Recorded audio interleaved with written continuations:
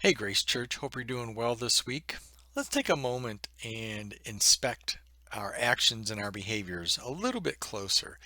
It's a lot more complicated than maybe we think. Do you ever wonder why, like, why did I say that? Why did I do that? What just came out of my mouth? The things that we say, the actions we take, that they're all part of what we call our behaviors. And sometimes, if you're like me, man, I do the stupidest things, and then I wonder why? Where did that come from?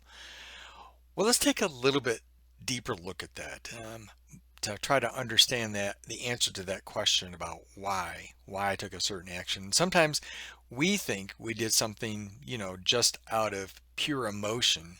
Well, not always. We often take certain actions because of how we think, not how we feel. In his research and work in Christian education, Glenn Schultz, let me pull the book up here. Glenn Schultz um, talks about how our actions form. Glenn Schultz used to be, I'm not sure if he's still there or not, but he used to be a director at Lifeway Publishing. He's a researcher. And Lifeway Publishing is the publication arm for Christian material for the Southern Baptists. But listen to him describe the chain of events leading up to our actions. Here's what he says. Every Christian must understand these three statements. A person's concept of truth determines his or her beliefs. A person's beliefs then shape their values, and then their values drive their actions. So did you hear that? How we define truth determines our beliefs, which drives our values, which drives our actions. Also, the Bible talks about this, not surprisingly, in the book of wisdom, or the book of Proverbs, rather, about wisdom.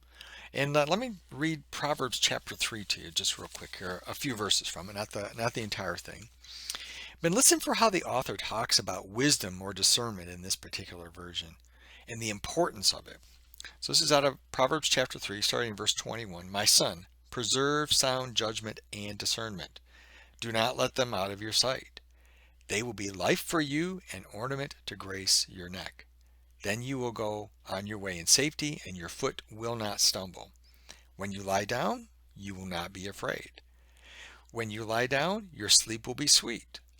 Have no fear of sudden disaster or of the ruin that overtakes the wicked.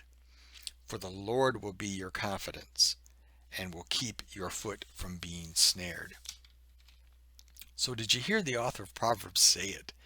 Wisdom, truth, will be life for us. Our footsteps, sure. Our sleep, restful. Our daily life with God at our side. So listen, Grace Church, let's be careful what we turn to for wisdom. That source of wisdom or truth, it informs our beliefs, which informs our values, which drives our behaviors, our actions. If you don't know who Jesus is and you want to know him, you want to know a new source of truth in your life, capital T, look me up, find Pastor James, find a trusted brother or sister in Christ. Let us introduce you to truth with a capital T to eventually change actions and behaviors in your life. All right, that's it for now, Grace Church. Remember, Christ is always on his throne. He's always been there, and he's always going to be. We'll see you in church on Sunday.